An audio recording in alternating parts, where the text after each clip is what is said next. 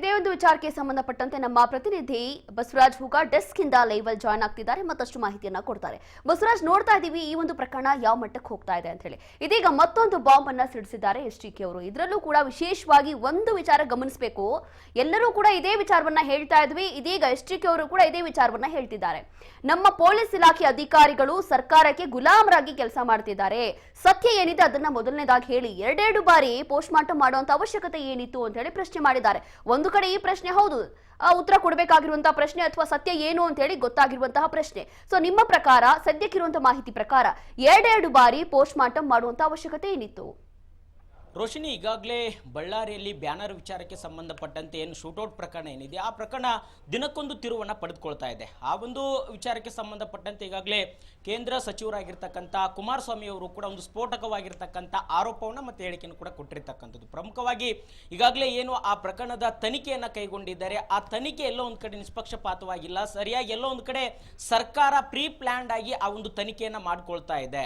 ಯಾಕಂತಂದ್ರೆ ಆ ಏನು ಸಾವನ್ನಪ್ಪಿರ್ತಕ್ಕಂಥ ರಾಜಶೇಖರ್ ಏನಿದ್ದಾರೆ, ಆ ರಾಜಶೇಖರ್ನ ಒಂದು ಶವವನ್ನ ಒಂದ್ ಕಡೆ ಅವರು ಪೋಸ್ಟ್ ಮಾರ್ಟಮ್ ಮಾಡುವಂತ ಮುಖಾಂತರ ಅಲ್ಲಿ ಎಲ್ಲೋ ಒಂದ್ ಕಡೆ ಲೋಪದೋಷ ಆಗಿದೆ ಅನ್ನುವಂಥದ್ದು ಪ್ರಮುಖವಾಗಿ ಕುಮಾರಸ್ವಾಮಿ ಅವರು ಇಲ್ಲಿ ಆರೋಪ ಮಾಡಿರ್ತಕ್ಕಂಥದ್ದು. ಅಂದ್ರೆ 2 ಬಾರಿ ಪೋಸ್ಟ್ ಮಾರ್ಟಮ್ ಮಾಡಿದ್ದಾರೆ ಅನ್ನುವಂಥದ್ದು. ಅಂದ್ರೆ ಅಲ್ಲಿ 1ನೇ ಬಾರಿ ಮಾಡಿದಂತ ಸಂದರ್ಭದಲ್ಲಿ ಸ್ವಲ್ಪ ಬುಲೆಟ್ ತುಂಡಿತ್ತು ಅನ್ನುವಂಥದ್ದು ಒಂದು ಹೇಳಿಕೆಯನ್ನ ಕೊಡ್ತಾರೆ. 2ನೇ ಬಾರಿ ಹೇಳ್ತಾರೆ ಇಲ್ಲ ಅದು ಜನಾರ್ದನ್ ರೆಡ್ಡಿ ಅವರೇ ಗುಂಡಾರಿಸಿದ್ದು ಅಂತಕ್ಕಂಥ ಹೇಳಿಕೆಯನ್ನ ಕೊಡ್ತಾರೆ. ಇದು ಎಷ್ಟರ ಮಟ್ಟಿಗೆ ಸರಿ ಅನ್ನುವಂಥದ್ದು ಕುಮಾರಸ್ವಾಮಿ ಅವರ ಒಂದು ಪ್ರಮುಖವಾಗಿರ್ತಕ್ಕಂಥ ಆರೋಪ. ಯಾಕಂತಂದ್ರೆ ಇಲ್ಲಿ ಪೋಸ್ಟ್ ಮಾರ್ಟಮ್ ಮಾಡುವಂತ ಸಂದರ್ಭದಲ್ಲಿ ಒಂದ್ ಕಡೆ 1 ಬಾರಿ ಮಾಡಿದಂತ ಸಂದರ್ಭದಲ್ಲಿ ಒಂದು ರೀತಿಯಾಗಿ ವರದಿ ಬಂದಿದೆ, 2ನೇ ಬಾರಿ ಮಾಡಿದಂತ ಸಂದರ್ಭದಲ್ಲಿ ಮತ್ತೊಂದು ರೀತಿಯಲ್ಲಿ ವರದಿ ಬಂದಿದೆ. ಅಂದ್ರೆ 2 ಸಾರಿ ಮಾಡುವಂತಹ ಒಂದು ಅವು ಯಾಕೆ ಮಾಡಿದ್ರು ಅನ್ನುವಂಥದ್ದು ಪ್ರಮುಖವಾಗಿ ಪ್ರಶ್ನೆ ಮಾಡಿರ್ತಕ್ಕಂಥದ್ದು. ಆದ್ರೆ ಏಕಾಏಕಿಯಾಗಿ ಗೃಹ ಸಚಿವರು ಒಂದು ಹೇಳಿಕೆಯನ್ನು ಕೊಡ್ತಾರೆ, ಮುಖ್ಯಮಂತ್ರಿಗಳು ಒಂದು ಹೇಳಿಕೆ ಕೊಡ್ತಾರೆ, ಮತ್ತೆ ಈ ಜನಾರ್ದನ್ ರೆಡ್ಡಿ ಅವರೇ ಗುಂಡಾರಿಸಿದ್ದು ಅಂತಕ್ಕಂಥದ್ದು ಹೇಳಿಕೆಯನ್ನು ಕೂಡ ಕೊಡ್ತಾರೆ. ಹಾಗಾದ್ರೆ ಇದು ಪ್ರೀ ಪ್ಲಾನ್ಡ್ ಆಗಿ ಮಾಡಿರ್ತಕ್ಕಂಥದ್ದೇ ಅನ್ನುವಂಥದ್ದು ಇಲ್ಲಿ ಸ್ಪಷ್ಟವಾಗಿ ಗೊತ್ತಾಗ್ತಾ ಇದೆ. ಇದು ನಿಷ್ಪಕ್ಷಪಾತವಾಗಿ ತನಿಖೆ ಆಗಬೇಕಾದ್ರೆ ಇವ್ರು ಯಾವುದೋ ಒಂದು ಜುಡಿಷಿಯಲ್ ಒಂದು ತನಿಖೆ ಕೊಟ್ಟರು ಸಹಿತ ಆಗೋದಿಲ್ಲ, ಮತ್ತೆ ಸಿಐಡಿ ಕೊಟ್ಟರು ಸಹಿತ ಆಗೋದಿಲ್ಲ. ಆದ್ರೆ ಇಲ್ಲಿ ಸಿಬಿಐ ಕೊಟ್ರೆ ಮಾತ್ರ ಇಲ್ಲಿ ನಿಷ್ಪಕ್ಷಪಾತವಾಗಿ ತನಿಖೆ ಆಗುತ್ತೆ ಅನ್ನುವಂಥದ್ದು.